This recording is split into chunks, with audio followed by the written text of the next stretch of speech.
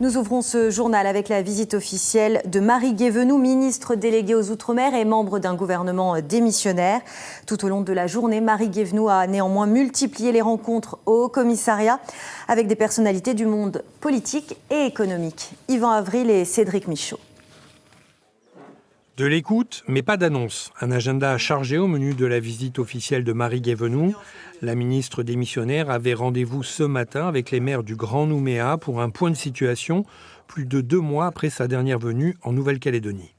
C'est toujours bien de faire le point avec le ministre de l'Outre-mer, même si elle est démissionnaire, mais ça permet aussi d'avoir un relais très direct auprès du président de la République et auprès du gouvernement et de peut-être passer aussi des consignes claires aux successeurs éventuels, donc de pouvoir voir que la situation en Calédonie est très grave et que les mois à venir seront encore plus tendus d'un point de vue sanitaire et d'un point de vue social également.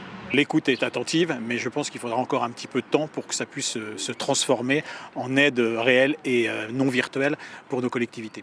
Très touché, le maire du Mont-d'Or s'est exprimé sur la situation de sa commune et le blocage que connaissent les habitants du Sud depuis des semaines. Moi, j'ai même fait à nouveau la proposition à la ministre de la construction de cette route dédiée là, au Mont-d'Or Sud, en passant par le bord de mer, sachant qu'il y a un certain nombre de financements qui vont déjà aller au futur centre pénitentiaire de plusieurs milliards. Donc moi j'ai dit aujourd'hui, si on n'était pas capable de sécuriser définitivement le Mont-d'Or, il fallait trouver une solution pérenne. Et ça passerait par la construction de cette route. Après plus d'1 heure de discussion, place aux acteurs économiques du pays. Une situation catastrophique pour les entrepreneurs et leurs salariés. Ils font une demande pressante à l'État pour des aides supplémentaires. Nous craignons une aggravation de cette crise dans les prochains mois, les prochaines semaines, si rien n'est fait. Si rien n'est fait en matière de sécurité, déjà parce que c'est une préoccupation majeure des entrepreneurs. Si rien n'est fait en matière d'assurance, qui est aussi un sujet très très important pour la reconstruction éventuelle de notre économie.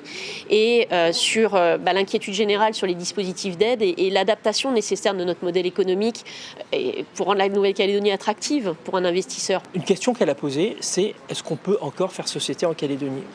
Évidemment, on peut encore faire société et le monde dans l'entreprise est probablement l'un des acteurs les plus forts du vivre ensemble et du faire ensemble en Nouvelle-Calédonie.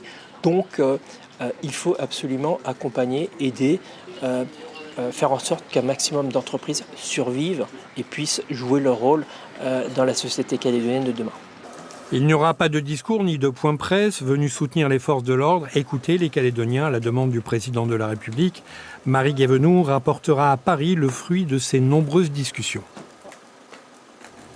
Et au terme de cette journée, Marie Guévenoux a fait l'annonce d'un renfort de forces de sécurité en Nouvelle-Calédonie après les Jeux Olympiques. Et sur le plan financier, elle s'est engagée à ce que les dotations des communes payées par l'État soient versées en totalité en septembre prochain. Concernant les difficultés des Calédoniens, les représentants politiques ont tenu à insister sur certaines thématiques en particulier lors de leur rencontre avec la ministre. Écoutons Gilles Brial, élu loyaliste au Congrès, et Philippe Dunoyer du parti Calédonie Ensemble. Ils sont au micro de Charlotte Mestre et Claude Lindor.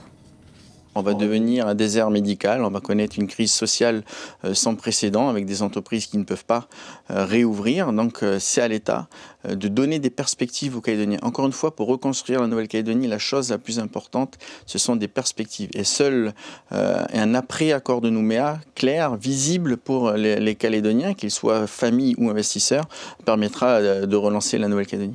Ça a été l'occasion pour moi d'insister beaucoup sur le désastre économique, social et humain que connaissent les Calédoniens depuis le 13 mai et qui s'aggrave tous les jours. Donc il y a une urgence véritablement, de manière institutionnelle, en tout cas de manière politique et transpartisane, à travailler sur des solutions pour permettre de reconstruire, mais surtout d'abord, dans l'urgence, d'éviter que la situation ne se dégrade, de permettre de donner des perspectives à des gens qui ont perdu leur emploi, à des entreprises qui ont été détruites. C'est véritablement devenu la priorité des priorités.